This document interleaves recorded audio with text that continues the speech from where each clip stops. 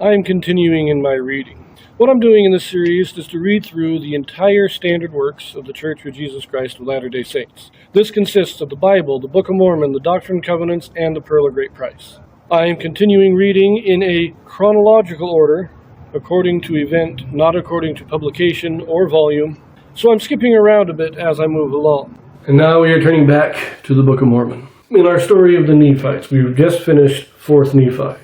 Around 150 BC, we had 150 years almost of a perfect Zion community. And around 150, or a little after, we have our first divisions, some people breaking off and becoming Lamanites. In the early 200s, 210, 215, we start getting major divisions and the people start devolving into wickedness. In 305, Amos the First dies, having kept the record now for 110 years. And the people on both sides of Lamanites and Nephites have sunk into gross wickedness. There are few truly faithful people left. This is in the time of Amos II. Amos II dies in 305. His brother Ammaron takes the record, and in 320 he hides the record up because the people are too wicked, and if he doesn't hide it, they will try to destroy the record. So he takes all the sacred records and hides them up, and that's the end of 4th Nephi. We now pick it up in Mormon, chapter 1. And now I, Mormon, make a record of the things which I have both seen and heard, and call it the Book of Mormon. And about the time that Ammaron hid up the records unto the Lord, he came unto me, I being about 10 years of age, and began to be learned somewhat after the manner of the learning of my people. And Ammaron said unto me, I perceive that thou art a sober child, and art quick to observe. Therefore, when ye are about 24 years old, I would that ye should remember the things that ye have observed concerning this people. And when ye are at that age, go to the land of Antum, unto the hill which shall be called Shim. And there have I deposited unto the Lord all the sacred engravings concerning this people. And behold, ye shall take the plates of Nephi unto yourself, and the remainder shall ye leave in the place where they are.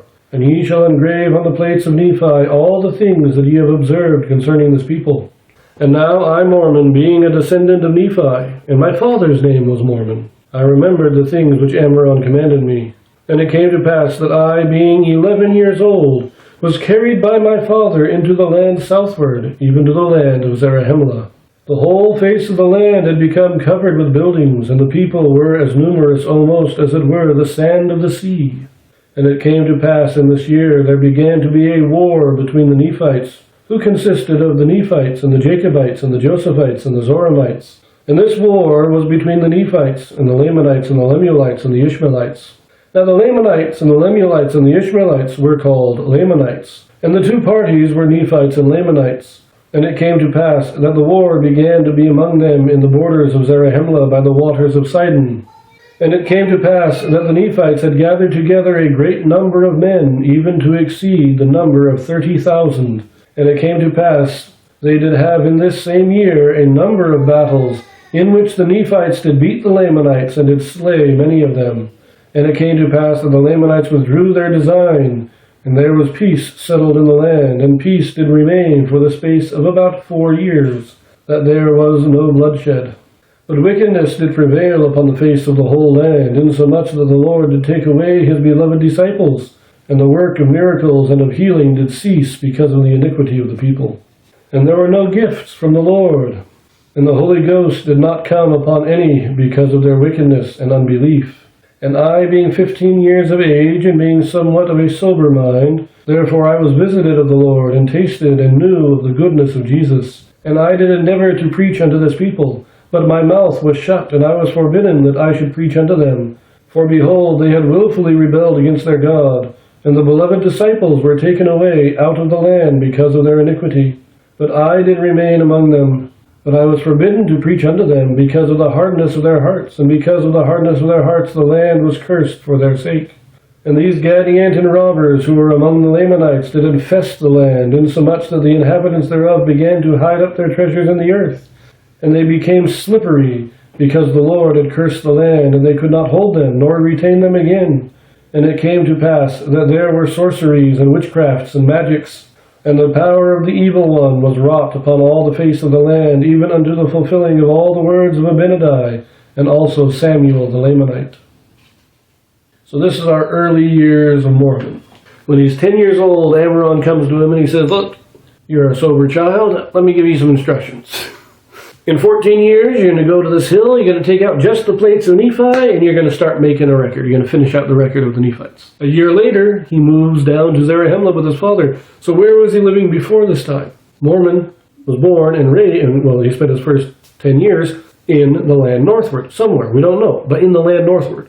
He then comes down to Zarahemla, and he says the whole face of the land is covered in buildings. This doesn't mean that one big city covered the entire thing. It means it's like today. You can't go more than, even on foot.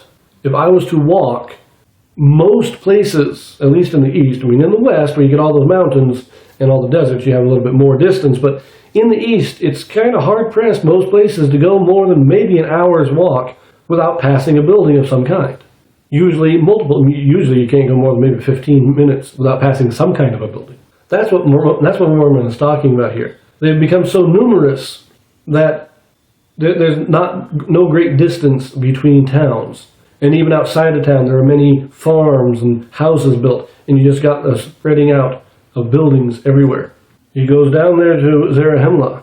In that year, there is a war between the Nephites and the Lamanites. Nephites win, and we get peace for about 4 years, he says. So he is now 15. When he is 15, this is when the 3 disciples are taken out from among the people, because the people are now too evil, too wicked for them to remain. Now, if he was 10 years old when Ammaron gave him these instructions in the year 320, it's now the year 325. This is when the 3 disciples are taken from the people. They have stayed with the people for 325 years. They have witnessed the collapse of the great Zion community that existed. They have seen its collapse and the devolution of the people into gross wickedness. It has been 150 years since the collapse started, and they've witnessed all of it. It is also at this time, when he is 15, that Mormon has a vision of God. He is visited by God, and he is given to know the goodness of Christ. But even as a 15-year-old, he went out to preach, and he was stopped. And God said, nope, these people are too evil. At this time, he is not allowed to. He's only 15. If he went out and he was actually preaching, chances are he was going to get killed. So God stops him from preaching at this time because he's too young and they're too evil for it. But we will see how things progress in the life of Mormon as we continue reading. I will see you in chapter 2 next. Ciao.